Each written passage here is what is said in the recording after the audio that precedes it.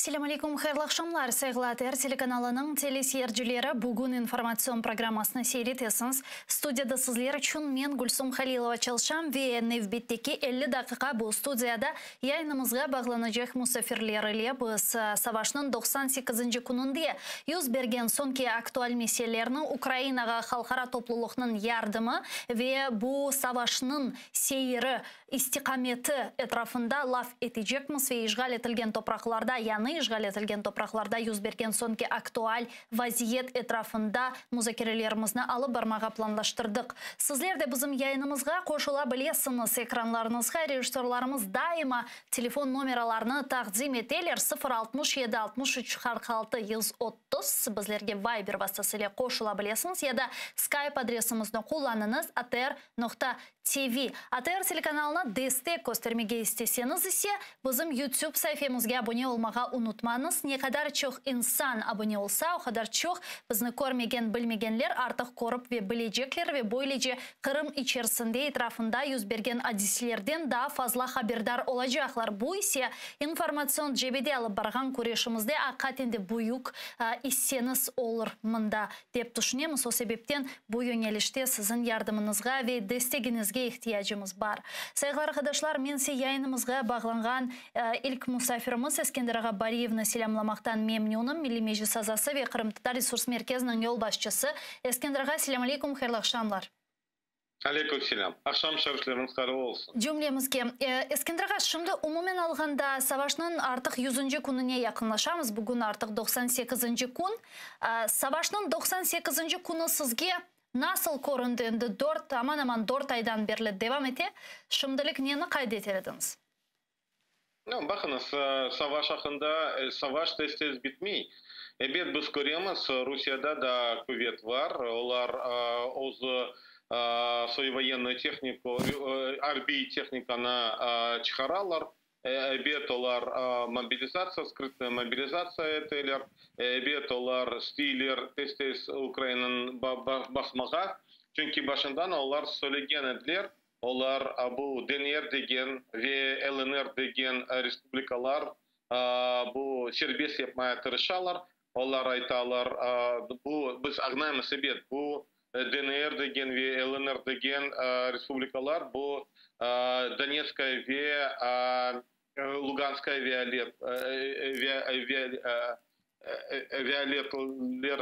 Onun için biz görüyoruz onlar tez çünkü onlarda o kadar kuvvet bitri и o kadar kuvvet yok. Onun için onlar tez göstermeye istiyorlar. Böyle vialetni yerini tutmak, bu sınırga çıkmak ve men kaç kere aytkan edim, onlar en mühim maksadı bu savaşta bu böyle sukoputный koridor degen tutmak için.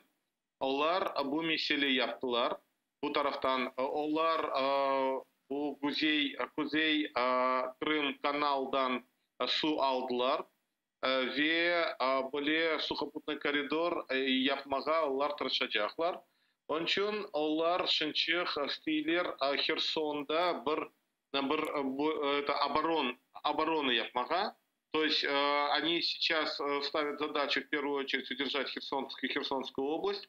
Они переходят полностью в оборону, они окапываются, создают оборонительные свои линии для того, чтобы дальше украинская армия не могла продвинуться.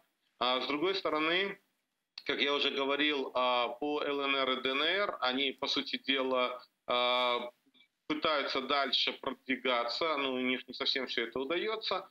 Но, во всяком случае, задачу, поставленную, они пытаются выполнить любыми путями, независимо, какие будут человеческие жертвы, независимо от того, какие у них будут затраты. И поэтому в этом случае, конечно же, после этого они будут активно форсировать вопрос перемирия, заключения, проведения переговоров. И мы видим, что есть во всем этом определенные предпосылки. Они ищут пути, они пытаются коммуницировать с определенными лидерами европейских стран, которые являются достаточно влиятельными. И поэтому здесь нашей задачей остается задача украинского государства, украинского общества, Меджлиса крымско-татарского народа, потому что вот наша как раз задача, чтобы тема Крыма оставалась в повестке дня, чтобы мы постоянно напоминали о том, что восстановление справедливости и восстановление суверенитета Украины может быть только после освобождения и возвращения Крыма. Яни олардың мақсаты сіздің пікіріңізше шымділік бұл Украинаның Донбасс бөлгесін ишғал етіп, Херсон бөлгесін артық затен ишғал еттілер, анда демек кuvvetleštirmege өзінің позиционларыны ve sonra bu status quo'nu демек артық saklamak için çeşit türlü bu müzakere planlarına, müzakere proseslerini geçmek ve böylece kendide bu konflikt daha da ve bu cenk daha da uzalabilir yıllarga. İşte bu müzakere prosesine sizce bizim Garbi ittifakdaşlarımız Ukrayna'nı iterebilir mi? Но дело в том, что у Украины тоже истощаются силы, и мы понимаем, что, скажем, в том числе и устают и вооруженные силы Украины, не совсем своевременно происходят поставки вооружения, тяжелого вооружения. Мы видим, какие происходят достаточно публичные дискуссии относительно своевременности подачи вооружений. Но при всем том мы все должны четко понимать, и вы правильно сказали, что Российская Федерация первоначально она пытается сделать все, чтобы взять передышку, потому что российской армии необходимо пополнение, необходима подготовка военных кадров. С одной стороны, необходимо обеспечить вооружение для дальнейших наступательных действий, для дальнейшего наступления. И с другой стороны, им важно очень преподнести российскому обществу, что они задачи выполнили, они провели так называемую денацификацию, они освободили ЛНР и ДНР и подали воду в Крым. То есть, по сути дела, для победы, для демонстрации победы для российского общества у них могут быть все инструменты для того, чтобы показать, как они действуют. И, конечно же, они будут максимально давить на международном уровне на то, чтобы были сняты санкции.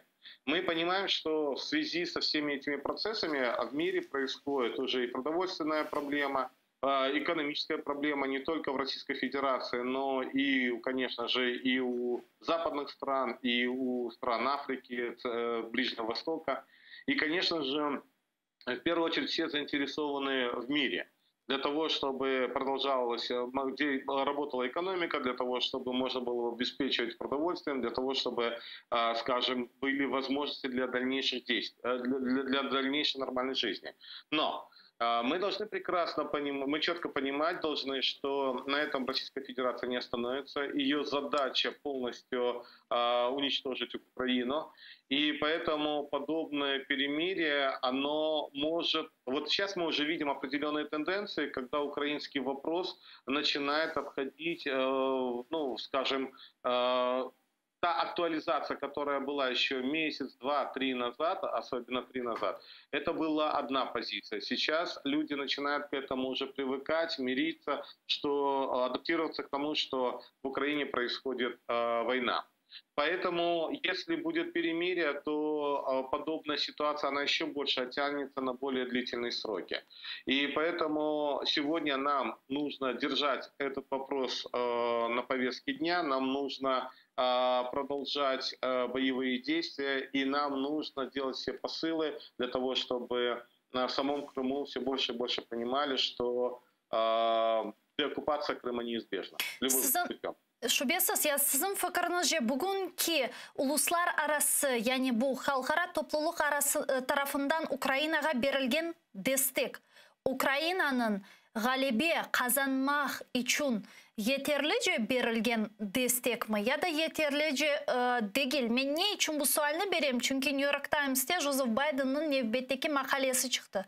Bilmeyeyim okudunuz mu ya da yok ama bazılarına bu makale nasıl desem böyle biraz rahatsızlattı. Zira Biden onda değil ki biz Ukrayna'ya şüphesiz yardım verecekmiz, müdafaa silahını verecekmiz ama demek Rusya'nın da dağılmasını istemeyimiz degen böyle şeyler yazdı Joseph Biden ve bazılarını bu rahatsızlattı. Siz ne düşünüyorsunuz bu haqda? Evet, bu makalenin hakkında haberim var.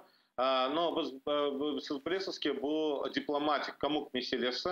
Aman biz bilemiz да, başka другие заявления, когда практически лидеры западного мира в большинстве своем и четко заявляют о том, что решение данной проблемы должно быть в виде полной победы Украины. И в этом плане многие силы европейские, они заручаются тем, европейские, американцы заручаются тем, что они будут поддерживать Украину до конца.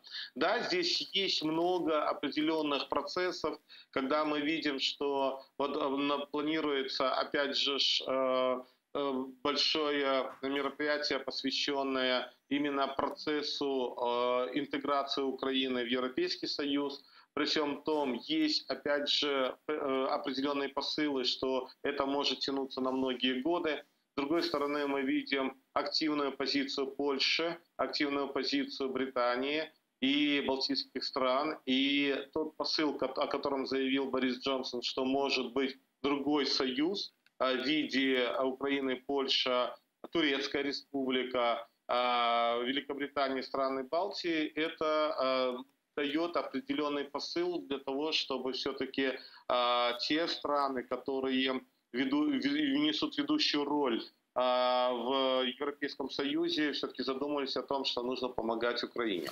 Ну и, конечно же, когда мы говорим о том, когда поступают, своевременно ли поступают, какие это процессы, дело в том, что мы имеем дело с демократическими странами. И поэтому в демократических странах процессы происходят намного медленнее, нежели в странах с авторитарным режимом. Конечно, центральная власть России, она достаточно сильна, и они более оперативно могут принимать решения. Что касается демократических стран, то эти процессы происходят медленнее. Но при этом мы видим следующие процессы, что шестой пакет санкций практически он уже реализовывается. Мы видим, что даже в ущерб себе многие европейские страны все активнее переходят начинают поддерживать эмбарго на нефтепродукты. Поэтому здесь мы должны понимать, что каждое европейское государство, это в первую очередь касается Европы, они в том числе беспокоятся о собственной экономике. И та помощь, которая идет в Украину, ведь она идет не только в виде вооружения, она в том числе идет в виде и продуктов питания, и в виде денежных компенсаций и так далее, денежной поддержки, то здесь мы должны понимать, что наши союзники должны также беспокоиться о внутреннем состоянии своих государств и в том числе поддержке Украины. Но самое главное, что общество европейское, оно поддерживает Украину. Это самый важный гарант в том, чтобы политики европейских стран продолжали поддерживать Украину в борьбе против российского агрессора. Büyükten teşekkürler. Çok sağ olun siz Kendiraga bizle bağlanıp suallarımızga cevap bergeniz için. Görüşkence. Sizge sağ olun. Milli Meclis Azası ve Kırım Tatar Resurs Merkezi'nin yol başçısı Eskender Bariyev bizle canlı bağda edi. Sevgili arkadaşlar, yayınımızdan devam ederken şunu kaydetmeyi istedim ki Ukrayna silahlı kuvvetleri Херсон vilayetinde kontrnastупление, yani karşı taarruz operasyonunu gerçekleştirmeye devam eti. Alıngan sonki haberlerge Kore tahminen 20 kasaba Ukrayna silahlı kuvvetleri tarafından işgalden kurtarıldı deb bildiriler. Bu Krivoy Rog tarafından Dniepr'nin sağ tarafından geçken kasabalar. Bu haqda Xerson devlet vilayeti memur Cumhuriyeti'nin yol başçısı Gennadiy Laguta o'zining demek ijtimoiy ağlarında bildirdi. Yani bugünkü kadar Xerson viloyati işgal etilganidan bugünkü kadar artık yaklaşık tahminen 20 koy ve kasaba işgalcilerden kurtarıldı ve Ukrayna silahlı kuvvetleri bu yönelişte kontrtaarruz gerçekleştirmeye devam etti. Aynı zamanda Kırım haberleri etrafında şunu kaydetmeye gerek ki yayınımızga Milli Meclis Reisimiz Rifat Agaçubarov'unu bağlamadan evvel bugün Kırım Tatar advokatı Emine Hanım Avamilova Rus işgalcilerinin onu zapt etken ve hapishanege taşlaganından ve 5 gün hapis cezası bergeninden sonra artık serbestlikке çıktı ve Rus işgalcilerinin hapishanesinden şu an azat etilgen vaziyette. Emine Hanım Avamilova meşhur advokatımız ve Milli Meclis azası onu elbette ki bu kanunsuzca, adaletsizce ona karşı Rus işgalcilere böyle hareketler gerçekleştirgen ve ona 5 gün hapis cezası bergen ediler. Bizler de elbette ki bu vaziyetini yakından takip ederek Emine Hanım için şahsen hem dualarımız hem de onun yanında olganımız hem de bu hadiselerini aydınlatkanımız sebebinden işte bu haberini aytıp geçmek doğru ve gerek mühim olganını düşünem. Aynı zamanda şunu kaydetmeye gerek ki bugün Kurultay Merkezi Seçim Komisyonumuzun reisi Zahira Gasmedlia adaletli, şerefli Kırım Tatar halkının ve milletinin evladı olgan Zahira'nın doğan günü. Biz onu ATR telekanalı adından ve bütün Kırım Tatar halkı adından umut etem bana böyle izin beredirsiniz. Doğan günü ile hayırlayımız ve inşallah yakın vakitte növbetteki doğan günlerini beraberlikte Kırım'da, işgalden kurtarılgan azat Kırım'da karşılarımız. Ve aytkanım ki bu Milli Meclis Reisimiz Rifat Agaçubarov adet uzre bizle canlı bağda bugün biz onun Kırım Tatar tilinde laf etemiz. Rifat Aga, selamun aleyküm, hayırlı akşamlar. Hayırlı akşamlar hepimize. Eki yakşı haberinen paylaştım. Birincisi Emine Hanım Avamilova'nın bugün hapishaneden çıkanı, diğeri ise Zahira Gasmedlia'nın bugün doğan günü olganı. Belki bu meseleler etrafında siz de bir şey aytmağa isterdiniz. Birinciden Emine kardeşimizge hayırlı olsun, geçmiş olsun. 5 gün işte bu onların pisliklerinde cezalandı, hapiske bırakıldı ve kendisini çok cesaretli gösterdi. Kırım Tatar Milli Meclis azası, bilgili hukukçumuz. Ama orada şimdi de 8 gün cezalangan Nazim Şeyh Mamletov ve Ayder Azamatov. Onlar da kapalılar. 3 günden sonra inşallah onlar da azat olurlar. Ve elbette ben de siz söylegen bu hayırlı sözlerine koşulan. Ben de Zahir Bey'le bağlandım. Yazılı olarak da bu sosyal bağlarda yerleştirdim. Çünkü gerçekten de milletimizde hürmet edilgen kişilerden böyle birinci sırada olan kardeşimiz, dostumuz Zahir Smedliaev bugün 60 yılını doldura. Yanında yakınları, korantası, kızları, torunları kendisi Kırım'da. İşte bizler orada yokuz. İnşallah kavuşuruz Ruslardan azat etken ana vezanımızda. İnşallah aytkanımız gibi nevbetteki hem sizin hem bizlerinin hem de diğerlerinin doğan günlerini inşallah Kırım'da karşılarımız ki korune ki bu savaş neticesinde muhakkak Kırım azat edilecek. Sadece bunda açık sual kala ne vakit, nasıl şekilde ve nasıl demek ya anlaşmalar şeklinde mi ya da savaş şeklinde mi? Ve elbette ki bu mesele etrafında demek bizlerge mühim olan halkara destek. Bugün 1. iyul ve bütün İçtimai ağlar bütün içtimai ağlarda, bütün informasyon vasıtalarda ve medyada Amerika Birleşken Devletleri Joseph Biden'ın New York Times'a yazgan bergen makalesini laf eteler.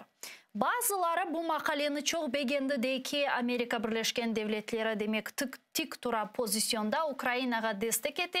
Şimdi biz işte diplomatlarla laf ettik. Onlar de ki bu makale bu pembe kozluklarını insanların kozundan çıkara. Zira Biden anda aytkanına göre elbette ki Ukrayna'ya destek verecekmiz ama Rusya'nın dağılması için de bir şey yapmağa planlaştırmayız degen açıklamalar yaptı. Siz de okudunuz bu makaleni, men eminim. Ne düşünüyorsunuz umumen alganda? Sizce de mi böyle rahatsızlıklar peyda oldu okan sonra? Bana göre böyle makale çıkanına çok sebepler var. Birinciden elbette Amerika Koşma Devletlerin iç politikasından bağlı sebepler. Çünkü orada da kolay değil bu dünyanın silahlarını ya da Amerika'nın bütçesi ne kadar çok böyle bir zengin bütçe olsa da ama oradan böyle bir korumlu kısımlarını koparıp da Ukrayna'ya yardım olarak yollaması bu böyle rahat rahat olmayı ve orada da çeşitli türlü davalar, diskusyalar kete. İşte bu Biden'ın makalesi oradaki bazı suallerine cevap. Bu birincisi. İkincisi Rusya taraftan çok spekülasyonlar yapılan ve Rusya tarafından tek böyle haksız ya da doğru olmayan fikirler tek kendilerini seslendirmeler de başka ülkelerdeki siyasetçilerin kafalarına gidirip onlarını da konuşturarlar ve çok yerlerde şimdi bu Rusya Ukrayna cenkine böyle bir yanlış bir işte yanlış bir bakış var. Dersin ki burada Rusya Amerika'nın savaşa da cenkleşe de ve başka bir mesele yoktur. Ve o sebepten Amerika ve Rusya karara geliştirecek ve böyle konuşkan, böyle fikirde olan kişiler ya da siyasetçiler ya da gazeteciler, jurnalistler onlar böyle anlattıkları vakit çoksu Amerikan'ı kapatırlar. Diyorlar ki siz bunu uydurdunuz da ve Ukrayna ortada kalgan gibi böyle bir zarar görüyor. Bu ikinci sebep neden böyle bir makale oldu. Üçüncü sebep işte bu üçüncü savaşı, üçüncü dünya cengi olur mu olmaz mı? Yoksa üçüncü dünya cengi başlansa o insanlar kalacaklar mı dünyada yoksa dünyanın sonu gelecek? Böyle sorulardır.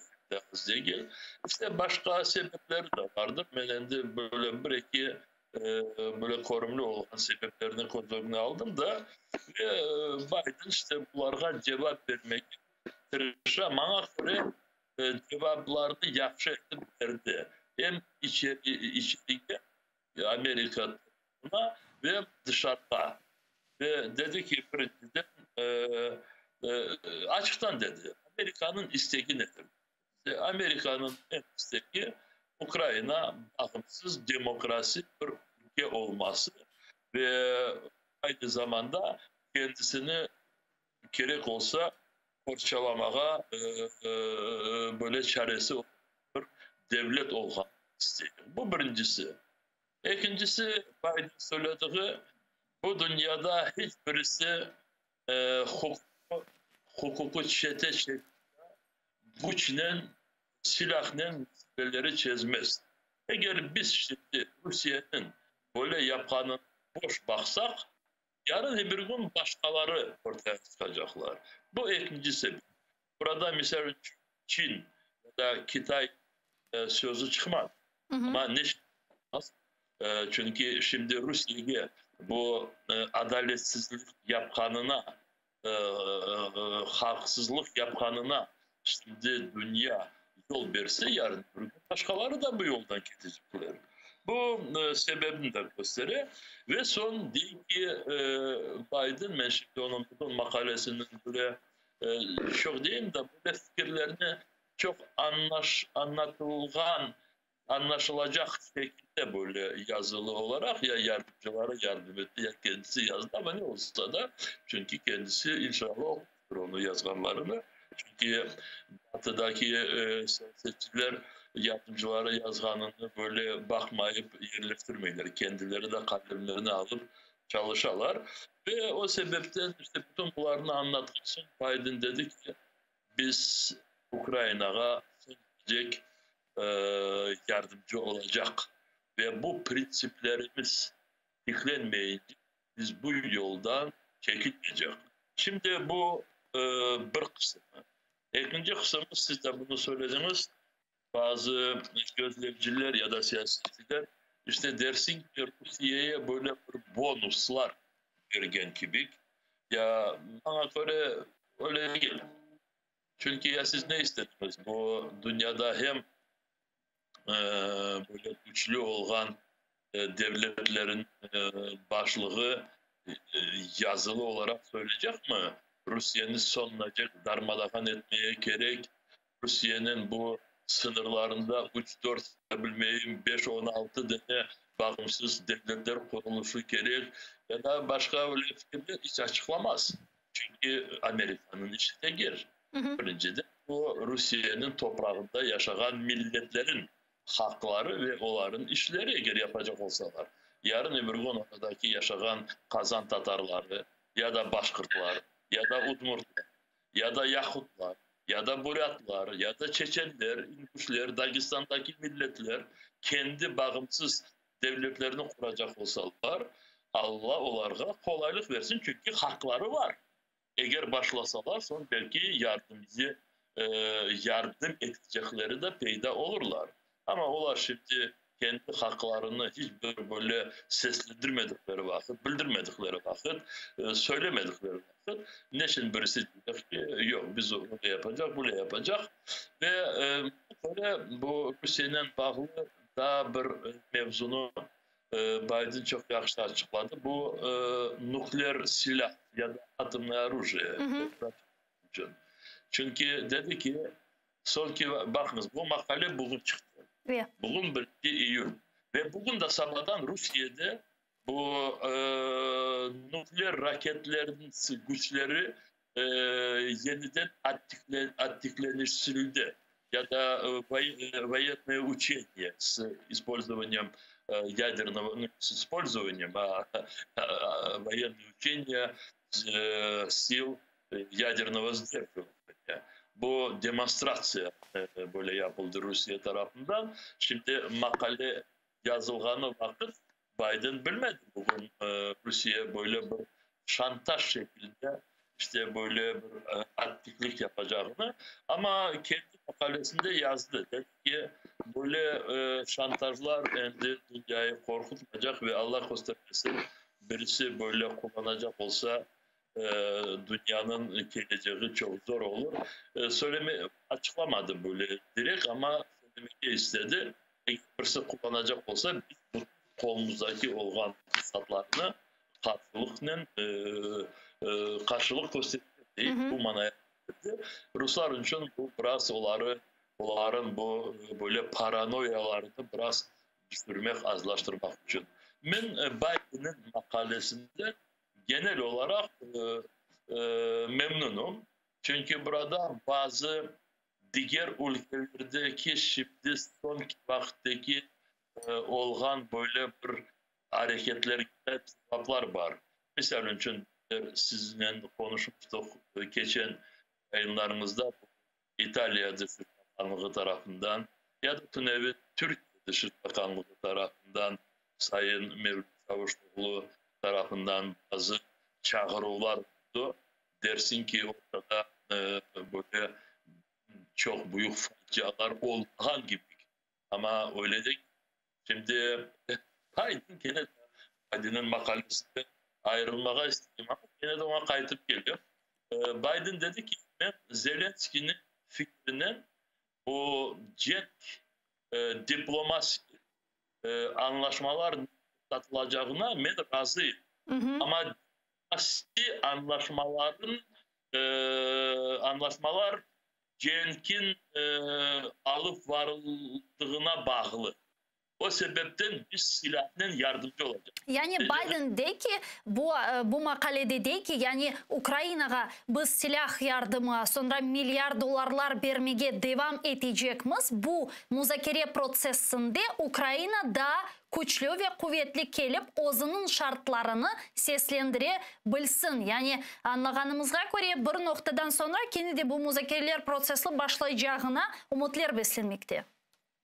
Şimdi bakınız biraz farklılığını duyarsınız. TÜNEV'in Sayın Mevlüt Çavuşoğlu dedi ki bu 3 ay cenk onu gösterdi ki silahla mesele çözülmez. Fikri doğru. Silahla çözülmez. Ama silahla çözülmez deyip de yarın Ruslara oturmuş bir masaya da konuşayık. Neticede ne olacak Ukrayna dese şimdi Ruslar de kendilerinin bu 3 ay evvelsi seslendirgen ultimatumunu masanın üstüne koyacaklar. Ve o sebepten şimdi ya misal için bugün da uzağa gitmeyiz.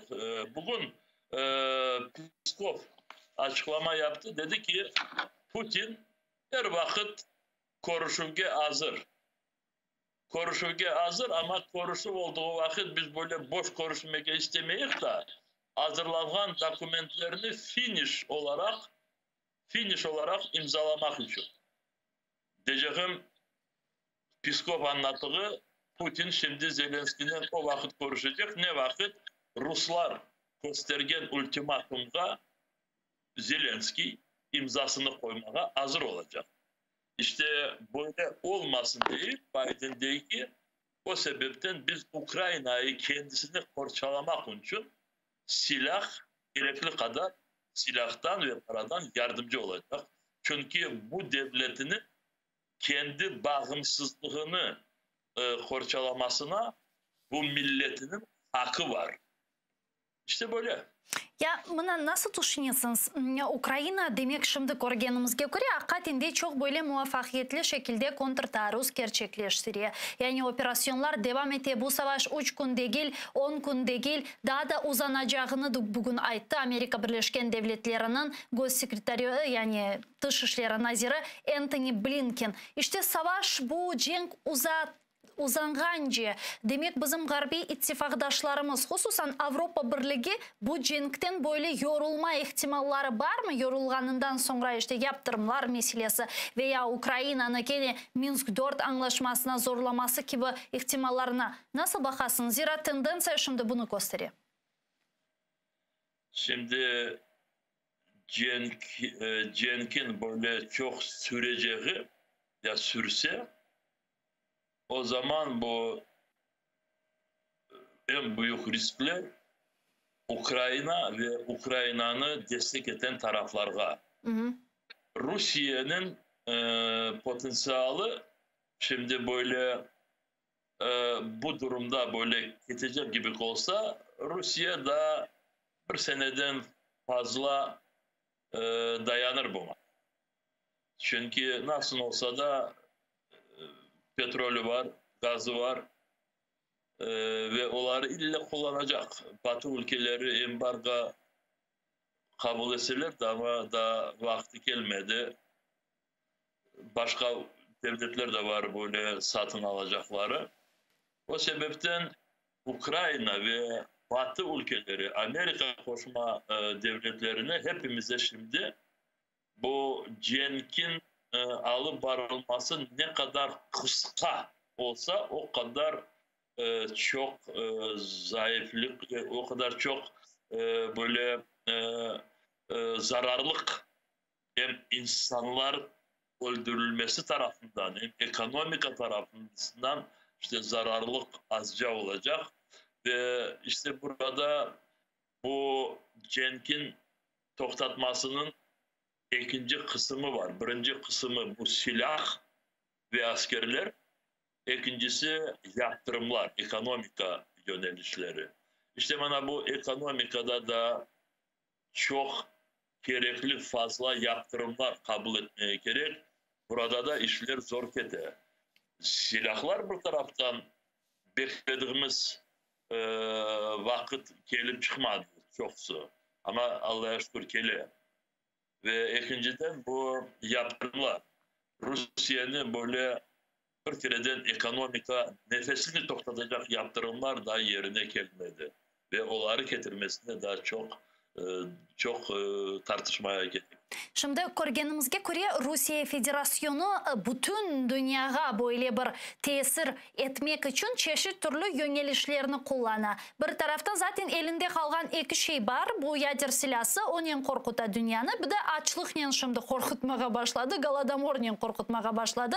Bu продовольственная blokada yapkanı sebebinden denizden Ukrayna'nın buğday eksportunu açmak için işte şartlar yaratacağını ve fakat bunun için halkara topluluktan sanksiyalar yani yaptırımlarının çıkarılmasını Rusya'dan demek reddedilmesini talep ediyor Rusya Federasyonu şimdi. Ve bunu NATO ülkelerinin deniz kuvvetleri teminleviyle yapmaya hazır olganını açıklay. Sizin fikrinizce bu plan yani neden ibaret, neden sebep şimdi Rusya bunu yapmakta ve şansları ne kadar? NATO ülkeleri misal olarak bunu kabul edebilirler mi?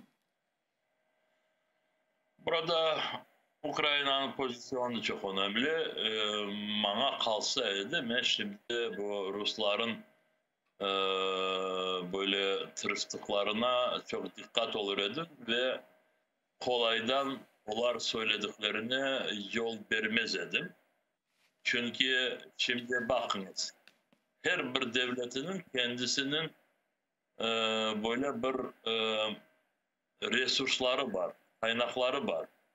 Misal için Rusya'nın biz çok konuşuyoruz. Gaz deyik, petrol deyik, daha bilmeyeyim, ağaçları var, daha bir şeyleri var. Ve onlar kullandıkları vakit utanmaylar da. İstediklerini yaparlar.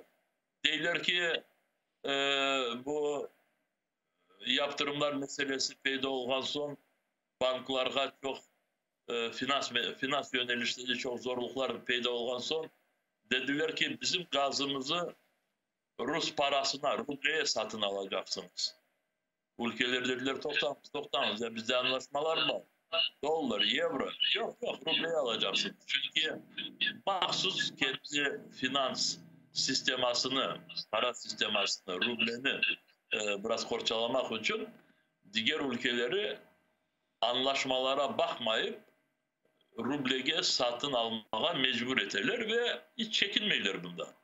Şimdi Ukrayna'ya geldik, buğday meselesi. Elbette Ukrayna'daki olan bir 20 milyon fazla bu buğday, bu satılışa hazırlanan buğday idi. Şimdi cenk olmasa bu buğday hepsi dünya pazarına çıkacak idi. Ve gerçekten de bu buğday balansına ya da çok ülkelerde bilirsiniz o yerlerde buğdaylar osmey ve onlar satın alalar. Ama bu 20 milyon o kadar değil ki dünyada böyle büyük bir açlık çıkaracak bir böyle bir şekilde değil. Ben o kadar terin bilmeyeyim bunu mütehassisler yaxşı anlatırlar ama anlatılmak öründe Ukrayna'nın bu buğdayları dünyada bir %10% böyle korune. Ve gerçekten de şimdi bu 20 milyon buğday pazarga çıkmasa biraz zorluklar olacak. Ama o kadar kışırılmağa mana bütün toplumlar açlığa uğrayacaklar o kadar değil. Ruslar bunu ofurtalar. Ve o sebepten ben Ukrayna hükümeti yerinde söylerdim ki bizim buğdayımız, biz bunu satmaya hazır mıyız ve o sebepten biz bunlarını topladık ve bugünü getirdik. Ama bizim güvenlik meselemizi çözümüz. Karadeniz'deki bütün bu sınırlar uluslararası standartlarına getirilsin. Çünkü bilirsiniz bu denizdeki sınırlara ayrı hukuklar var dünyada. Ve Rusya bu hukuklarını 2014 senesi Kırım'ı işgal ettiği vakit bu hukuklarını yıktırdı, bozdu ve istediğini yapar. İstediği yerinde sınırları gösteriyor. Bu Ostrov Zmiyin ya da Kırım'ın etrafı şimdi Ukrayna'nın vakti geldi. Karadeniz'e NATO ya da Birleşmiş Milletler tarafından uydurulgan askeri gemiler girsinler ve Ukrayna'nın deniz sınırlarını tiklemeye garanti olsunlar. O kadar. Ya bu güvenlik garantileri dep aytıp geçtiniz diye hakikaten bir müddet evvelsi Ukrayna bu güvenlik garantileri meselesi etrafında çeşit türlü ülkeler ile müzakereler alıp barmakta edi. Bu hususan İstanbul'da alıp geçken demek delegasyonlar heyetler arasında müzakerelerinden sonra. Şimdi bu güvenlik garantileri etrafında asıl da bir müzakerelerinin devam ettirilgenini koresiniz mi ve hakikaten de Ukrayna'ya bu güvenlik garantilerini kim berebilir? Çünkü öyle görünüyor ki komşumuz Rusya olganca tehdit her daim olacak. Şimdi bakınız burada her bir böyle detaylarga dikkat olmaya gerek. Çünkü bazıları çok aşıkalar da ve yeni böyle inisiyatifler olduğu vakit ya da karşı çıkalar ya da kuvanalar ziyade. Misal için TÜNEV'in Türkiye Cumhuriyeti'nin Dışişleri Bakanı Sayın Mevlüt Çavuşoğlu silahlarının bir şey çözülmedi de ve diyalog gerek anlaşmaya davet ediyoruz degeninden Kırım'da bazıları dediler ki Allah'a şükür Türkiye aklını topladı da ve şimdi Türkiye Rusya'nı destekledi de ve Ukrayna'ya baskın yapacak. Ve bazıları bana oradan böyle selamlar gönderirler. Derler ki kazandınız mı? Ana işte sizlere hepsi boş ala. İyi anlayayım. Ama öyle değil. Türkiye'nin pozisyonu hiçbir vakit değişmedi. Ukrayna toprak bütünlüğü. Kırım Ukrayna'nın ayrılmayacak bir bölgesi. Şimdi bu anlaşmaya davet etkenlerin sebebi dersin ki kelimiz de işte bularını konuşayıq.